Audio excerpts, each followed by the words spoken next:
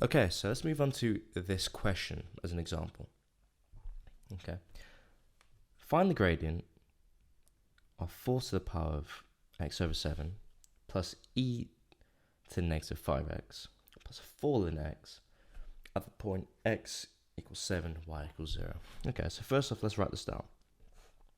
So y is equal to 4 to the power of x over 7, okay, plus e to negative 5x plus 4 ln x, okay? Cool. And as usual, we're just going to say dy by dx, and we're going to differentiate each individual element, right? Because they're separated by an addition sign. And when separated by an addition sign, that means we can differentiate each individual one, okay? So, if I grab my formula sheet here, okay, 4 to the power of x over 7 is the same form as y is equal to a to the power of kx, okay? So what I can say here, what's k? Well, k is going to be 1 over 7, right? Because x over 7 is the same thing as saying 1 over 7 times x. So I'm going to say, okay, so dy by dx is going to equal to 1 over 7 ln 4, okay, because a is 4. So 1 over 7 ln 4 times, and the way I'm going to do times from now on is by a big black dot, okay, which is different from the point. Okay, so 4.8 versus 4 times 8. Just so you know the convention I'm using. I also use the cross sometimes, but just the dot makes things easier sometimes.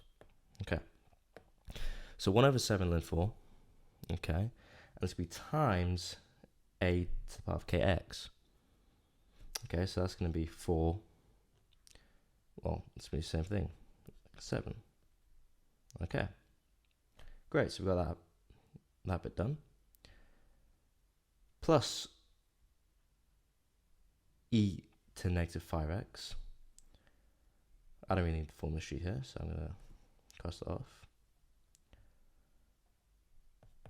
Now, if you've got your formula sheet with you, you'll see that the derivative of e to negative 5x is just going to be equal to negative 5 e to negative 5x.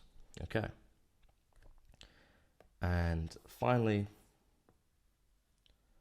we've got 4 ln x. So what's the derivative of 4 ln x? Well, it's just going to be 4 times 1 over x, which is 4 over x. Okay. All right. Okay. So really, we can rewrite this as the following. dy by dx equals ln 4 over 7, okay,